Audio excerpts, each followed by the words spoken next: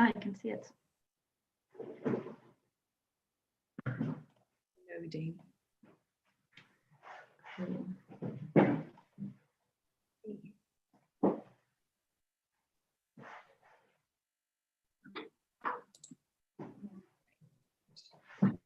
I can.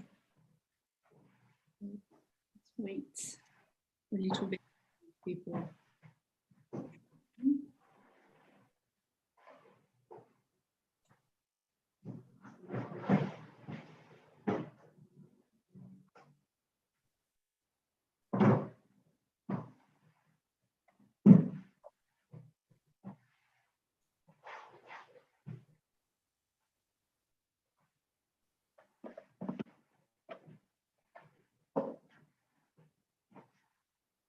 People.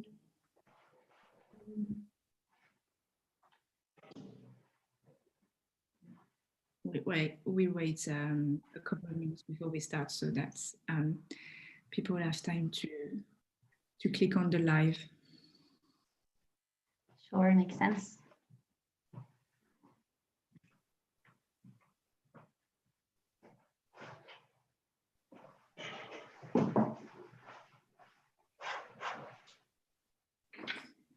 Starting. Hi guys, hi Dorothy, hi Tony, hi Ophélie.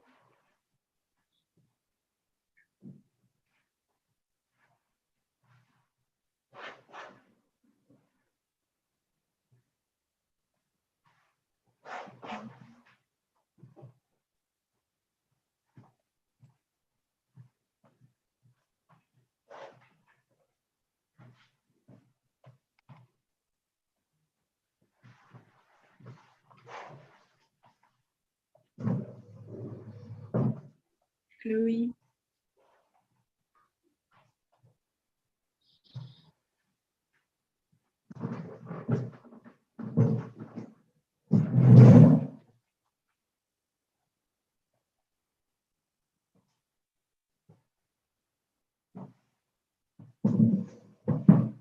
Okay, let's start. So, hi everyone. I'm Elsa from Urban. I'm the head of the therapist community, and I've got Yusra, who is our commercial director, here today with me. We wanted to do a webinar because over the past week or so, there's been a lot of, everything's changed, right? So lockdown's been announced, then we had more details about the restrictions, and actually the way these restrictions were communicated are actually very different from what it was in March. So, while you all have received multiple communication explaining, how things will work in the, for the next month or so, we wanted to also take the time to do a webinar so that you could, get more information, ask the questions that you want, and so that Yusra and I can answer and hopefully put your mind at rest as well. So Yusra, do you want to share your screen so that we can go through the agenda quickly? Sure. 1 second.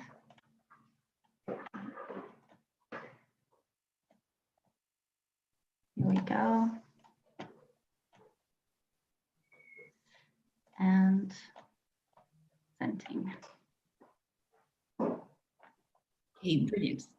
So today we're going to touch on three topics. Why we've decided to keep essential treatment open, things to bear in mind when offering essential treatments, and also we'll give you a quick reactivation update so that you know what's coming in, in the next couple of weeks, and how to get ready to get ready when we reopen hopefully in December. So Yusra, do you want to give us an update on why we've kept essential treatments and the reasoning behind it? Sure. So let me just unshare my screen because there's not much on this slide actually. It's just going to be me talking. Cool. So hi, everyone. Yeah, as you might have seen in multiple communications that we've sent, and also the little link to a Google Doc that we sent you, there was kind of a few things that we took into consideration before we decided to reopen some of our essential treatments. So I realized there's a lot of kind of conflicting advice and interpretation out there. You might have heard different things coming from different PAs, and then a different interpretation coming from us. So I just want to really clarify what's in the law and what the legislation actually says, and then what's our interpretation and what's kind of other stakeholders, other industry bodies' interpretation. So the first bit is, and this one I think there's a general consensus around in the industry, is that essential massage services can continue operating during lockdown.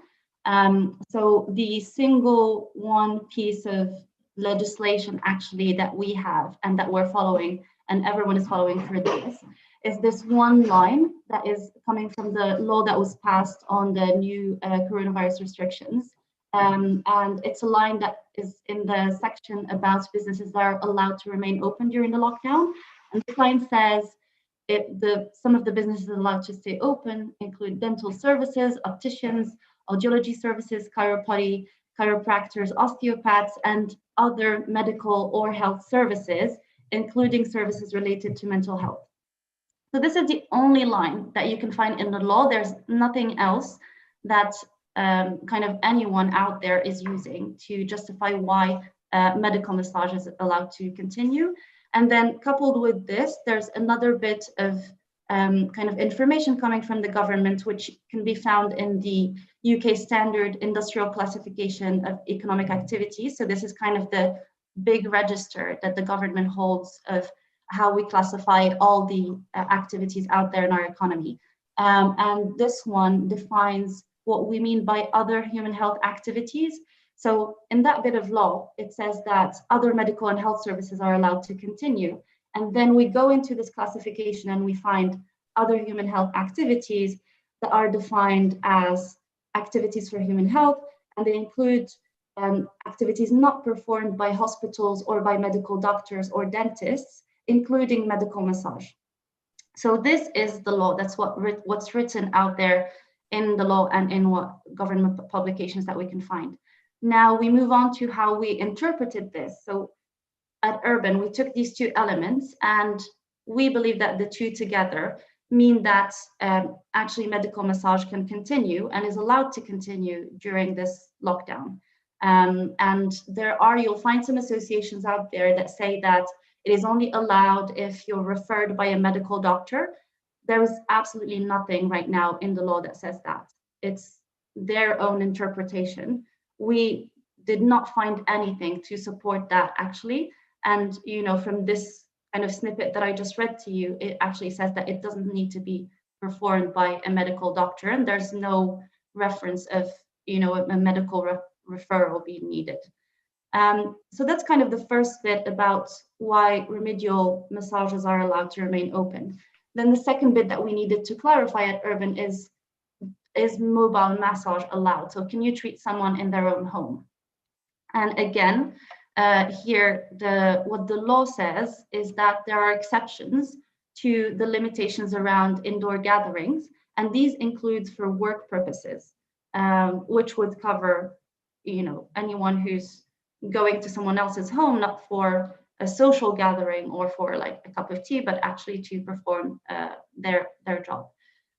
Now, if we go and look again at also the same standard industrial classification that I was mentioning earlier, it also specifically says that it includes activities performed in patients' homes or elsewhere. And it says it's not just in clinical settings. So taking these two things into account, plus a paragraph that came out, not in the law, but in the government guidelines on how to behave during lockdown, that says that where it is necessary to work in other people's homes, you can do so. Our interpretation was that you can continue to perform those medical massages that we said are allowed in people's homes. Now, this is, I think, where there was a lot of kind of conflicting interpretations from associations, and then, you know, some of you read our recommendations and were still worried that the associations that they were affiliated with gave them a different recommendation. I just want to make it very clear that what's in the law is what I stated just before. Now, we have our interpretation, which we didn't pull out of our hats. We actually had it confirmed by our lawyers, who have considered this to be a reasonable interpretation of the law. And you know, when we've called out the associations who exclude mobile from people who can go back to work, and we've called them out on kind of not having any legal or scientific evidence for excluding mobile, we have never heard back kind of anything that would challenge our position or make us change our position. So I think there are a few things that associations are currently saying, and bear in mind that they also have their own agendas that they're pushing. And you know, our interests, as opposed to those of associations, are very aligned with yours. We just want our business, and we just want, you know, we want ourselves and yourselves to be successful with this business, and we want Urban to continue operating whenever it's legal for us to do so. So I'm just gonna like call out a few of the things in the interpretations of the associations that I think fall a little bit short and are a little bit, yeah, just like don't have any legal or scientific justification. So the first reason they claim that mobile shouldn't be carried out, they say it's because there's more transmission indoors. As far as I know, clinical settings are indoors as well, so it's not happening outdoors, so there shouldn't be any difference there. The other thing that they call out is, oh, but you know, you can't control the environment when you go into someone's house. You could also argue that you can't control, you know, someone traveling to your clinic. You can't really control where they go and who they've been in contact with before getting there. You can't really 100% control who they're going to sit next to or, you know, be next to in your clinic. You can't control what surfaces they're going to touch, etc. So yes, there are a lot of elements that we can't control, but that doesn't seem to be like a good enough reason to say that mobile cannot continue. And also specifically, there doesn't seem to be more things that you can't control in a person's house versus in a clinic, because you know, you could always come up with reasons for you know, or examples of things that you can't control. The other thing that is a little bit unsettling, to be honest, in their recommendations is, for example, if you look at the recommendations of the CNHC, they say, so they only allow treatments happening in a clinical environment, again, for the same reason, because you can't control the environment in someone's house, but they allow mobile if you've been referred by a medical doctor. Now, I don't understand how being referred by a medical doctor would change how much control you have over the environment in someone's house. But yeah, so there's like no logical or like solid argument for why they wouldn't allow mobile. And actually, some of them have gone back on this recommendation. So namely, FHT have clarified that they went to BASE actually and asked them if mobile was allowed to continue, and BASE confirmed that regardless of the setting, you're allowed to continue to deliver massages. So that's kind of why we think that mobile is allowed to continue. The last element, I'm just going to go over this one really quickly, is the levels of qualification. So initially, in the middle of last week, we received some information from a few associations that said, oh, you know, we've been in contact with BASE, and they said only level 4 and level 5 are allowed to work. Now, in the law, again, nothing came out pointing out the level of qualification in terms of who's allowed to work. The one bit of kind of legislation or documentation that we could find to base ourselves off is the off-qual register for qualifications. So on that register, you can see that anyone with, or a lot of certificates and qualifications that are level 3 for massage are classified as health and social care, and so would fall under that category that we were talking about for the UK standards of classifications of industry. So that's why we decided to open it up to anyone who has the right qualification, regardless of whether it's a level 3, level 4, or level 5. And later on, actually, FHT as well have confirmed that with BASE, and they have also come back to their members saying, there are no conditions around the level of qualification. So that's kind of like the legal basis that we use to reopen the platform. The other thing that I wanted to touch upon is insurance, because I know a lot of you have been asking on the forum, is my insurance going to cover me? Because you guys are saying it's legal to work, but then some of the associations are saying no. The answer is the insurances will never tell you clearly, yes, just go ahead, we'll cover you no matter what, because that's not how insurance works. But what they will say is, as long as you're not doing anything illegal, we will cover you. In this case, if you document everything that you do, as long as you document that, you have the links to what we sent you, telling you that the interpretation of our lawyers and our argumentation on why we think it's legal to work. So using these two things, documenting why you're doing what you're doing, and also showing that you're doing your job in good faith, is like the safest way to make sure that your insurance will cover you. The second reason why they don't want to say for sure, yes, we will cover you no matter what, is because there is no precedent right now. So they don't want to commit to something that they might need to change later on if there's a precedent, for example, of, I don't know, someone suing someone for giving them COVID. That precedent doesn't exist right now. And so insurances don't want to take any position on that in the meantime. I feel like I've been talking for a long time now. So thank you, Yusra. You actually answered one of Ian's question, saying what confirmation has Urban received from insurers that we are covered in practice during this lockdown. So for answering this without even knowing, and then we have Anne that says level 5, level 6 because of the standard of level of clinical knowledge. Yeah. So yeah, I mean, as Yusra said, the safest way to go about this insurance wise is to really document.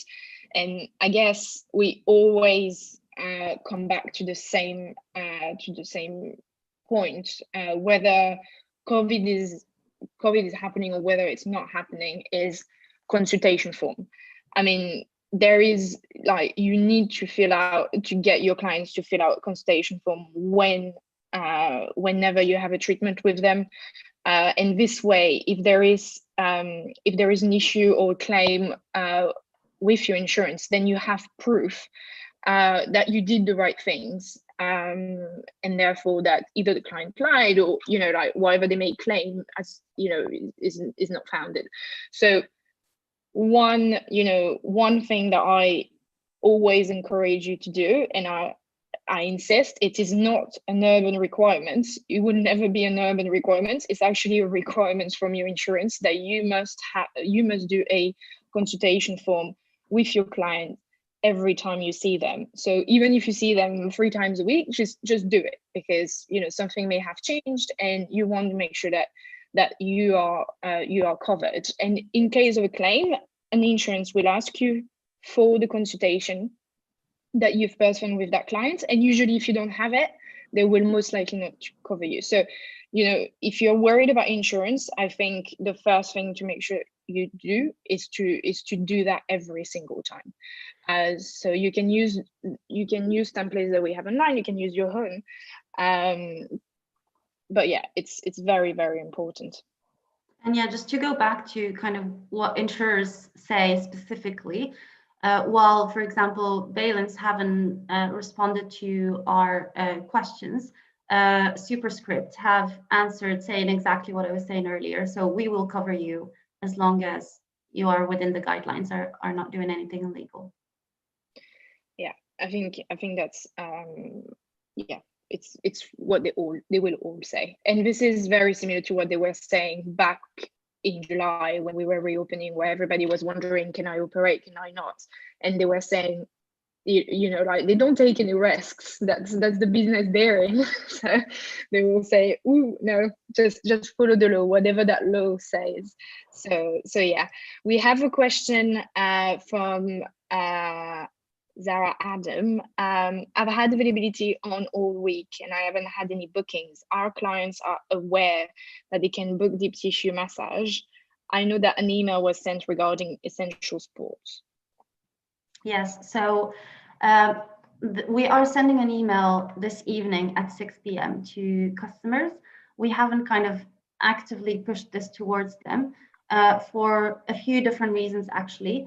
The first one is we just wanted to, well, just clarify everything with our therapist community. So that's why we're having this webinar. And we just wanted to get that out of the way before we started actually pushing clients to book. The second reason is that we wanted kind of a few things to fall into place. So we were waiting for this like confirmation from our lawyers to come through. And then one thing that actually, Elsa, I hope you don't mind me speaking about this. I know that there are comms going out later today about it, but spoiler. Spoiler. That's what you get when you tune into the live on YouTube. You get very exciting. Yeah. So the other thing is that we have asked, so internally, one of our assessors, who's also an osteopath, to make himself available so that clients can book a free consultation with him if they're not sure whether they need the treatment or not, or whether they should book or not. And we just wanted to have that option. I know a lot of you have been asking why we don't have video consultations like we do for physio and osteo. The very short and quick answer is because there are other issues related to having those video consultations and to managing customers' expectations that we didn't want to have with massage, especially given the volume of bookings that we have there.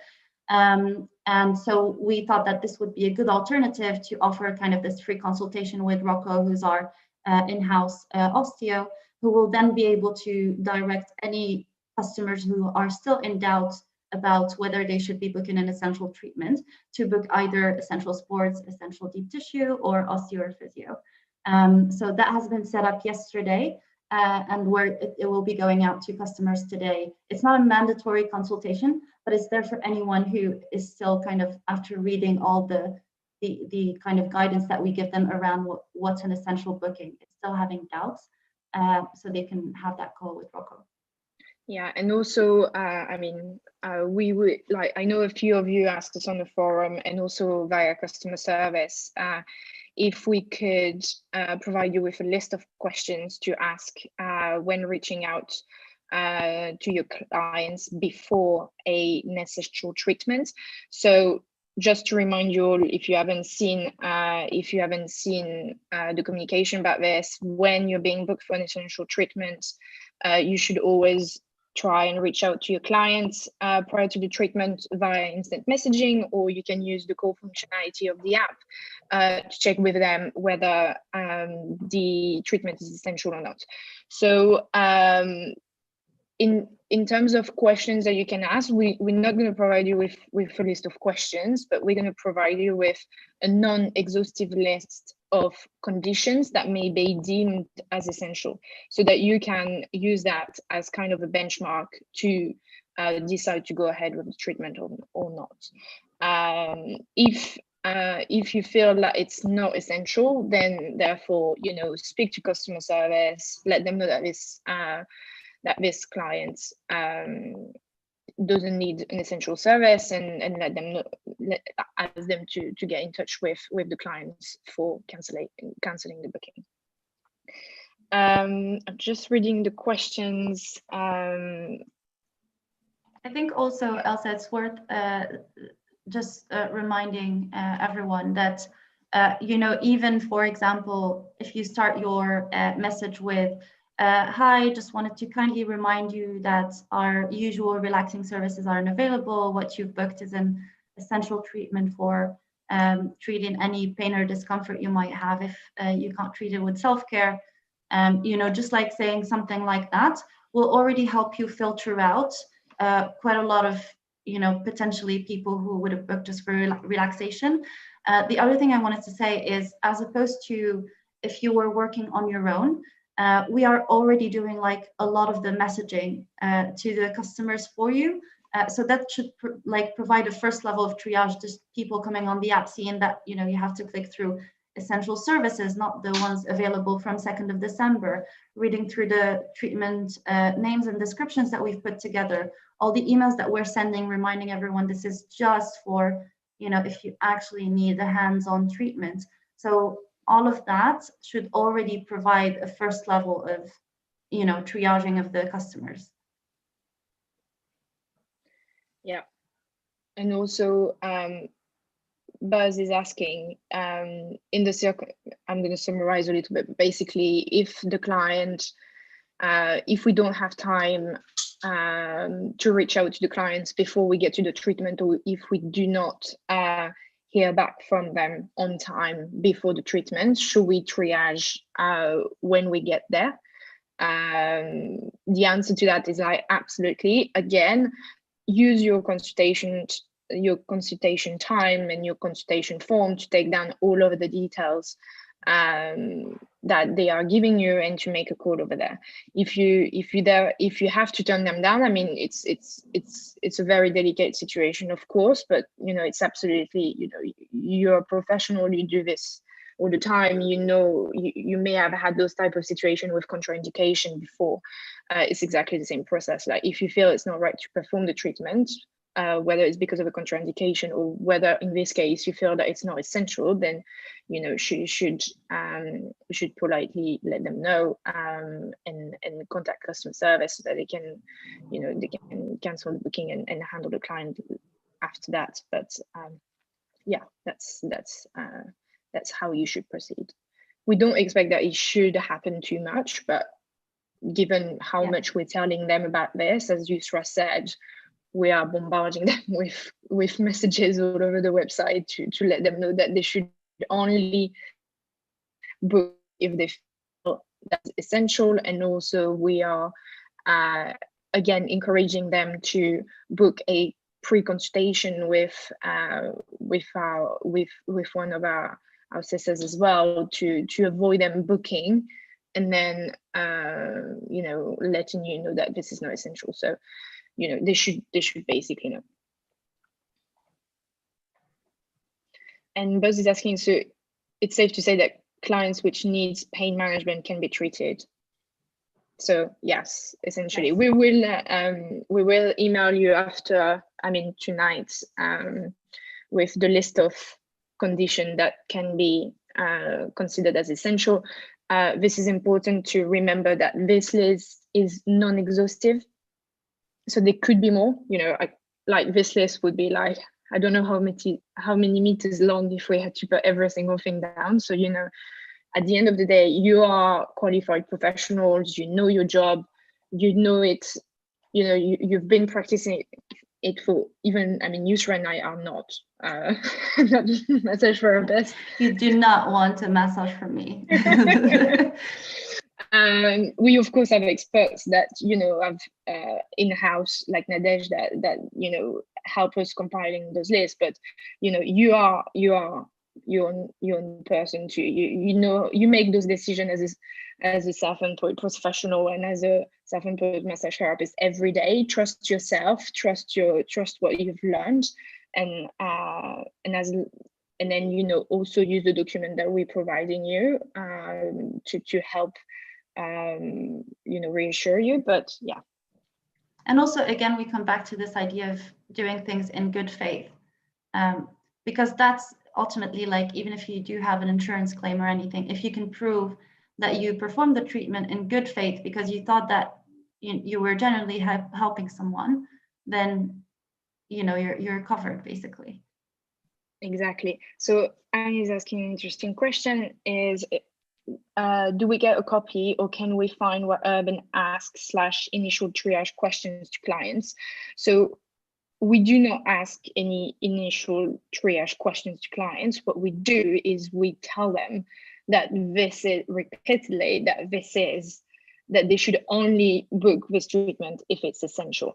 Now, what we can probably do at some point is maybe send you a few screenshots of what that looks like on our site so that you can have it on file for yourself. And also, you know, if you needed to, you know, to turn down the clients and, you know, it was a bit, you know, uncomfortable, then don't show that to them, but you know, you would probably more comfortable saying, actually, I know that you've seen it there, you know, like, and nicely leave. So it would give you more confidence to stand your ground if you needed to.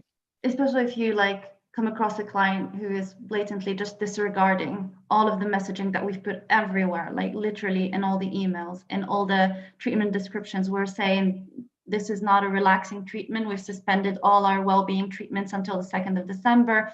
If they decide just to ignore that and still go ahead and book, and then you get there and they're very clearly like not even pretending, just telling you, no, I just want a relaxing massage, you can feel absolutely like free and with a clear conscience, just tell them, I cannot perform this treatment. You've seen it everywhere that our well-being treatments are suspended. Why don't you rebook after the 2nd of December? Also, we've got a question from Tony asking, why can we only do 60 minutes? In a way, I like it. So this 60, I know that some of you don't really like the 2 hours, but this is coming back, I'm afraid. But in terms of 60 minutes, so Yusra, correct me if I'm wrong, but it's not stipulated anywhere in the law that we should do. We should stick to 60 minutes only. However, we've made a decision to limit it to 60 minutes to reinforce to clients the fact that it needs to be essential. However, if you feel as a therapist when treating the clients that they could use an extra 30 minutes so that you have time to work more on some areas, you can still suggest an extension of 30 minutes, so that you can do that via your Hero app. It is you will see the button appearing during the treatment, and if it doesn't work, usually it's because you don't have any availability after, or if you've already been booked to go to another treatment. So just bear that in mind. But if it does not work, you can also contact customer service. Do it right away, because they will need to charge the client. So if you do it too late, we might not be able to get the money for you. So that's why it's really important to chat to customer support or to email them at info@urban.co right away after you've processed that extension. And of course, never do that without the client's consent. It's really, really important. There's also just in terms of being consistent with everything that we're saying. So we're saying that these are just essential treatments, that it's up to the therapist to decide, if the treatment is necessary, etc. So we can't expect the client to decide whether they need a 60, 90, or 120-minute treatment. So that's why we've removed the ability for the client to choose that, and we just leave it with the therapist to decide to extend if they need to. Exactly, because you deem that it's needed to treat exactly their essential needs. I guess let me have a quick look at questions. Yes, copy would be great. So yes, and we will share that probably next week. Then in terms of things that you need to bear in mind when you provide essential treatments, I mean, this seems kind of obvious, but it doesn't hurt to remind you. Just really do make sure that you always follow the hygiene measures that are in place. These hygiene measures are required by the government. They're also something that we are enforcing. If we have reports of therapists not following hygiene measures, we take action. So it's really nothing to joke about. Firstly, because hygiene is extremely important in preventing transmission. That goes without saying, but also I think we all have a responsibility as a community to make sure that we do not give a bad image to our industry. And it's a close contact, but it's also we're in a trade where everything is done hygienically, and we should keep doing that. So please respect. I feel like I sound like Boris Johnson now. But please do respect the measures in place. Wear the appropriate PPE. That's, as a reminder, mask plus visors for you, and mask for the client, plus like washing your hands, like disinfecting all of your equipment. You can find all of the guidelines. You can go online and retake the whole training if you wish to, and as many times as you wish. Yasmin will also include that in the emails that's going out today. So please respect that. I've got a question from Buzz that says, if the clients have given me consent to not wear a visor, will I still be covered, not fired? So for first, I would say wear it. Like, you will wear it regardless of whether clients is giving you consent or not. Don't forget that when you go to people's home, there's always a possibility where someone may say yes because they're a bit shy, or they don't want to say no. And also, I think in terms of you providing a service, asking for consent not to wear a visor doesn't sound very professional. You are required to wear PPE. It's very important by law. That's in the law, so you can't really negotiate it. You should still wear it. Like, it's very, very important. It's very important. It's protection, protecting the client as well. And it's also protecting people you live with. So it's really important that you follow the rules. They're here for some reason. And also, we need to be careful, because at the end of the day, in this lockdown, we've been almost, it's a good news that we can still operate, that you can still work, and that also people can also still receive essential treatments. But if many of you or other therapists in this country are not wearing the appropriate PPE and so on and so forth, then that might show a very bad picture for the industry, to a point where it would be just like, well, we'll close them down. We won't think about it too much. We just close them down. So I think it's everyone's responsibility to do the right thing, to follow what's in the guidelines. And also, if we are being told that you're not wearing your equipment, we will also take action on our side. There's also the fact that, well, this PPE is in the law, so in theory, like, it's non-negotiable. Just like, for example, when you go to the doctors, it's non-negotiable that they're going to wear gloves before they even touch you. But the other thing is, like, the client might be, as Elsa said, for various reasons. They might be okay with you removing your visor at that point, but you just won't be covered, basically. If they change their mind later on, and it's a like he said, she said situation, and you just have this testimony against you saying you didn't wear a visor, you just don't want to find yourself in that situation. Yeah, no, absolutely. So basically, the answer is wear the PPE as required by law and as per the guidelines that we've shared many times with you. It's super important. Another thing that I want to highlight is, in the case where you are being asked to self-isolate, you need to get in touch with us and let us know, so that we can suspend your account until you're no longer required to self-isolate. or show proof of a negative test. So it's really important. It's a precaution. So please do that. It won't reflect badly on you at all, and on the contrary, actually. So please, everyone needs to be responsible and get in touch with us as soon as possible by contacting customer support via chat or by sending us an email at info@urban.co. So can we confirm? We can neither confirm nor deny that Urban sends out surveys to customers to ask about PPE, but I can confirm that customers contact Urban complaining about their therapist not wearing full PPE.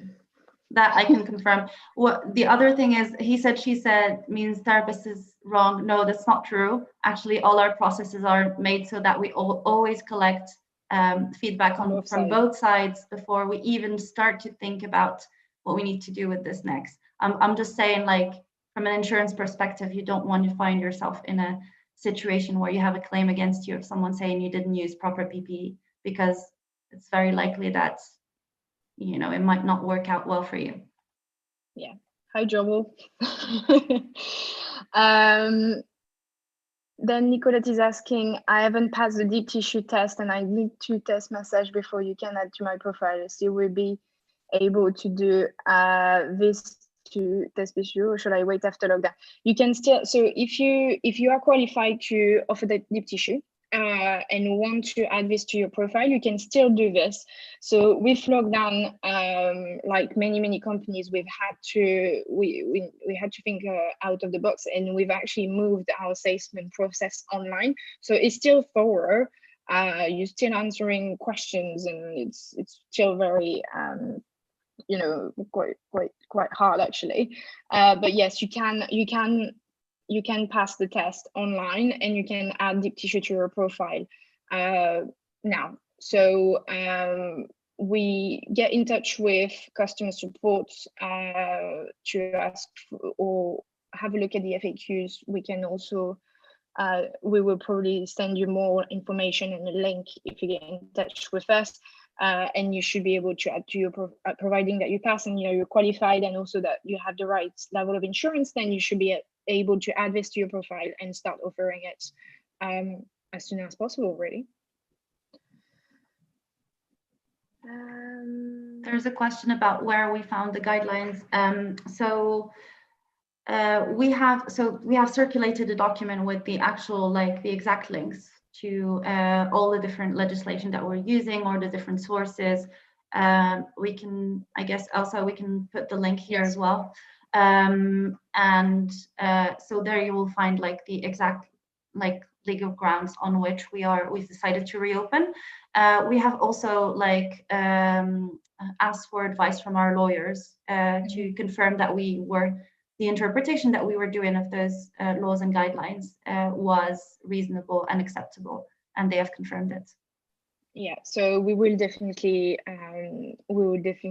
send those guidelines again. It's on a Word document, an online Word document, so everyone should have access. I can also double check with Yasmin if she's put it on the FAQ, but it should be on there. So if you head to your Hero FAQ, there should be a section about coronavirus, and you should be able to find everything that you need regarding that topic in this FAQ, including potential financial support that you can get from the government. So yeah. Elsa, there were a few questions that we received prior to the webinar. Yes. Should we go through them? Do you want me to share my screen? Yes, go on. I think we answered already a few of those. Yeah, I think we covered most of them. There are a few remaining there. Okay, so what should I do if the client does not respond to pre-treatment screening before booking? So that we covered. Go ahead. Go to the booking. Conduct the consultation. Take all of the details and make a call then. If you're able to go ahead with the treatment, then great. If you do not feel that you can provide the treatment, then apply the same methodology to what you would do if you, in case of a contraindication. So get in touch with us to let us know, like politely explain to the client what's going on, and yeah, and go home. Why is urban considered reflexology as an essential treatment, even though private hospital deemed it as an essential treatment, and using a chair means we are nowhere near the client's face? Yusra, do you want to answer this one?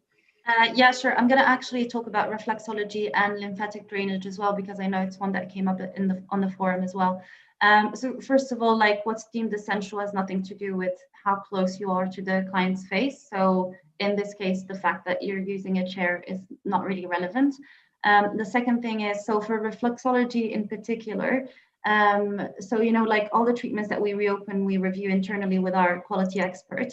Reflexology is a bit of an odd one where we still like don't have a final answer on it yet. We're still exploring it. The reason for it being that my understanding, again, I'm not a massage therapist, but what our quality expert internally told us and what she needs to think about is that reflexology is something where you need several sessions before you can start like seeing the benefits, the actual health benefits of it. So that's why we're still thinking whether it's something that we can allow to continue during lockdown, or we just like put it on hold for a bit and start it again. But yeah, we'll let you know if we change our position on that. On lymphatic drainage, so there were some mentions on the forum of this, and people asking why we didn't reopen it.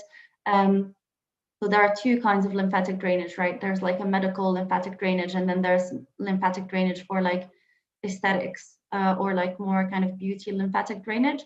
The way that the lymphatic drainage is currently presented on the app, and the way we trade test for it as well, is more on the beauty side. So we didn't feel comfortable reopening like the medical lymphatic drainage treatments for now.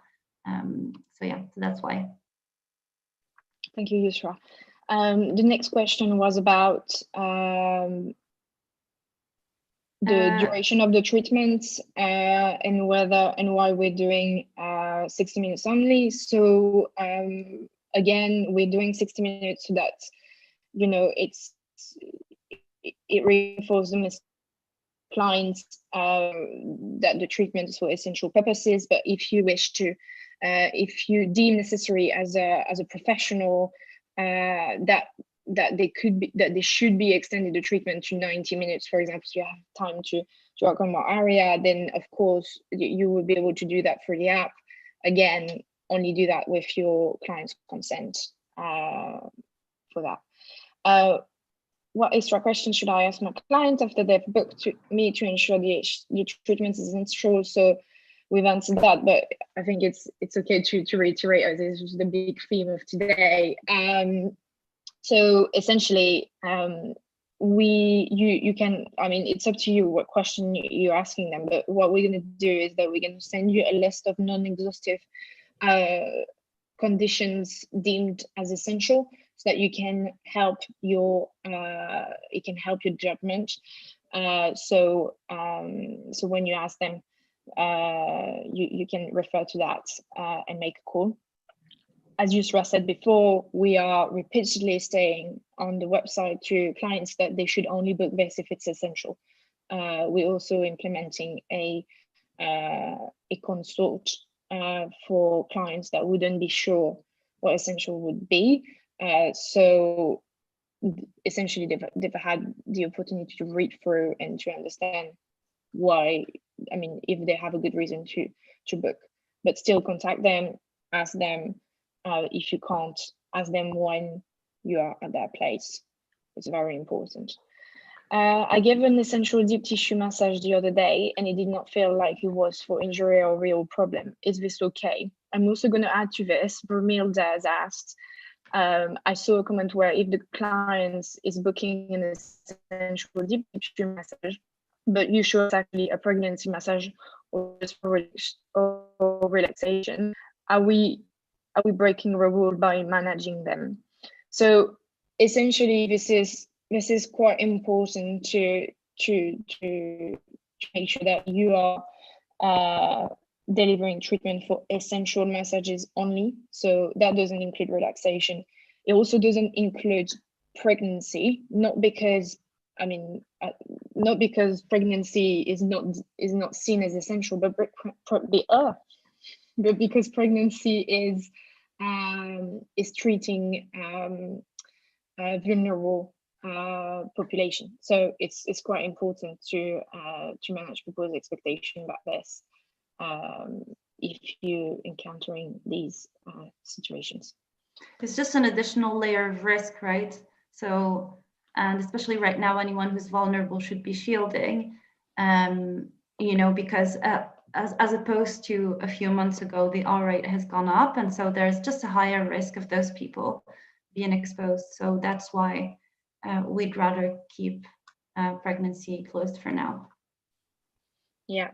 And the next question is, will Urban be marketing to customer the fact that we're still open? So again, as Yusra said, we've been rather conservative in terms of pushing marketing this week, because we first wanted to have this time with you guys to explain our position, to also reassure you on a few things before we push marketing.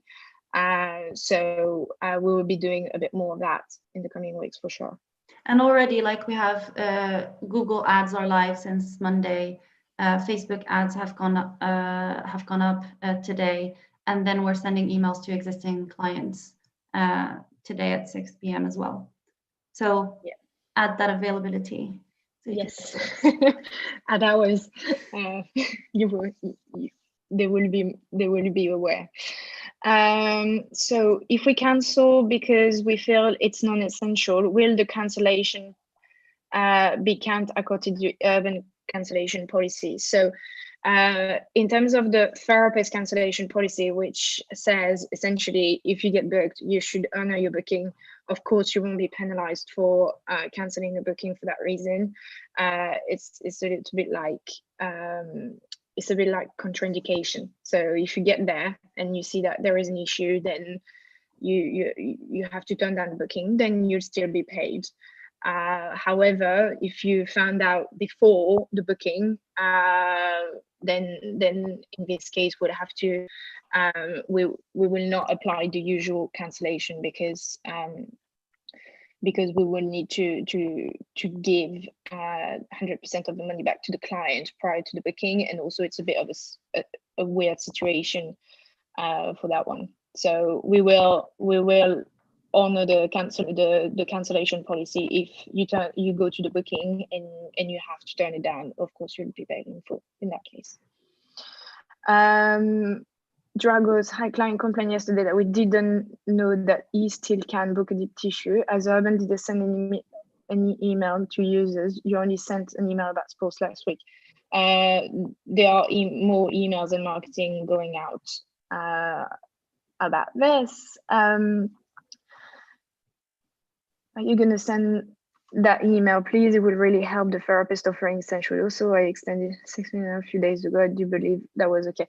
Yes, Dragos, it was okay to extend. If you, as a professional, we do not allow clients to do this themselves in the case of essential treatments, because we want to reinforce the fact that this is essential. But if you, as a professional, think that it's necessary to treat their essential need, then it's absolutely fine to do so.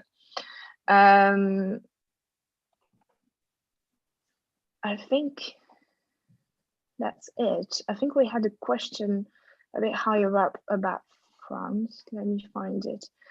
Can you let me know if there is different in procedure and requirements process compared to Paris and London? So yes, there is. The French government has issued different PPE requirements and hygiene measures for the practice of massage. They're also different for the practice of beauty and certain beauty treatments. So the requirements are being applied as per local government guidelines. So it's very important that if you do operate in Paris you follow the French government guidelines in terms of hygiene measures and PPE requirements, and also whether you can practice massage during that lockdown, which currently it's not the case in Paris, where it's the case in London, because wellness massage is not recognized in the similar way than it is in the UK. So please check. If you're in Paris, asking this question from Paris, then please check our communication about this or the government website. There's one question about, will sports massage assessment face-to-face be reintroduced after the second?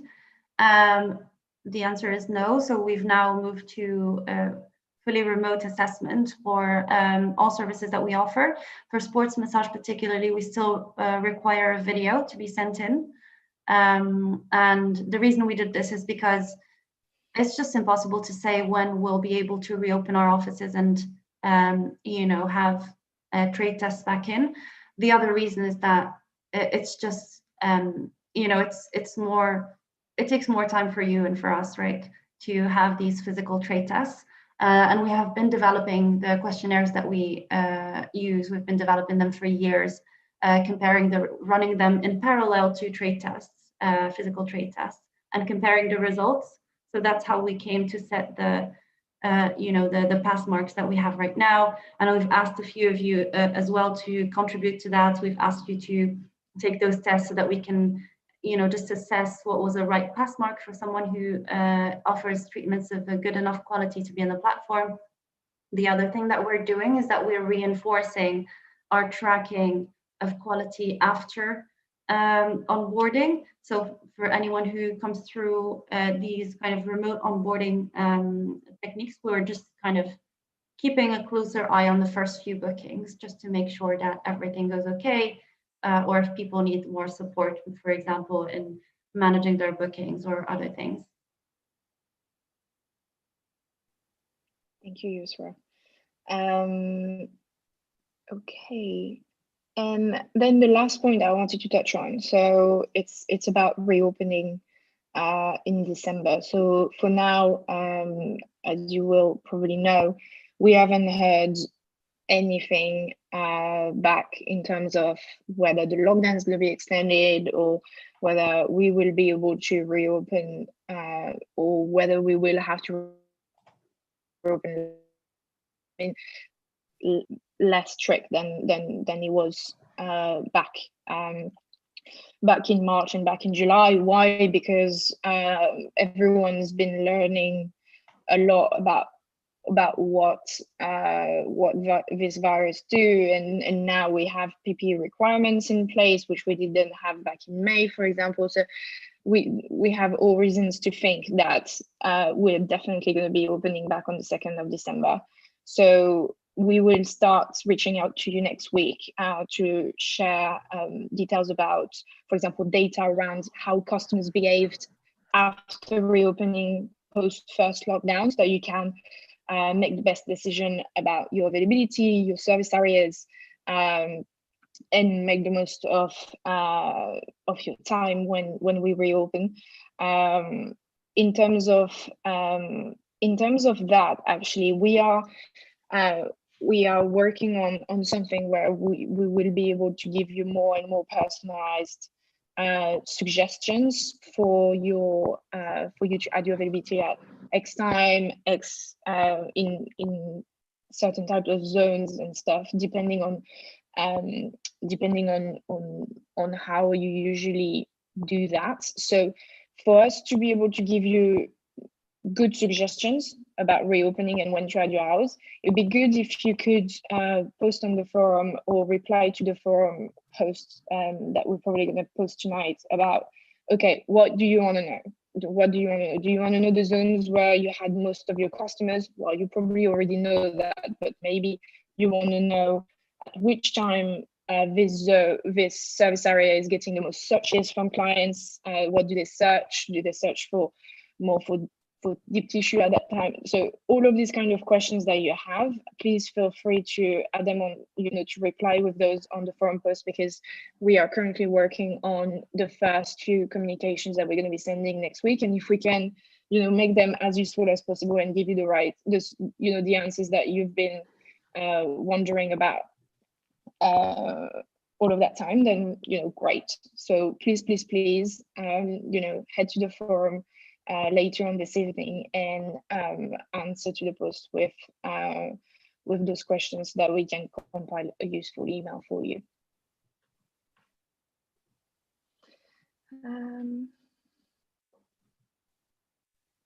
All right. I think that is it. Let me see if there is any questions. Just going to type in quickly.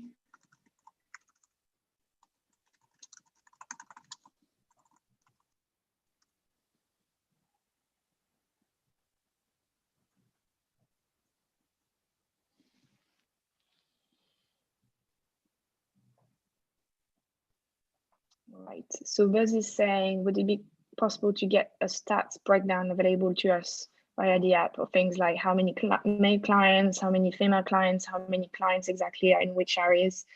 So that's the type of questions that I need you to ask on the forum thread that we're going to start tonight, so that we can kind of assess what you'd be interested to know. In terms of the client's gender, just so you know, we actually don't ask that question when they sign up. So we probably wouldn't be able to give you specifically a gender-based analysis, but we can look into what we can provide you better with. It won't be in the app. It will be done in the form of email suggestions.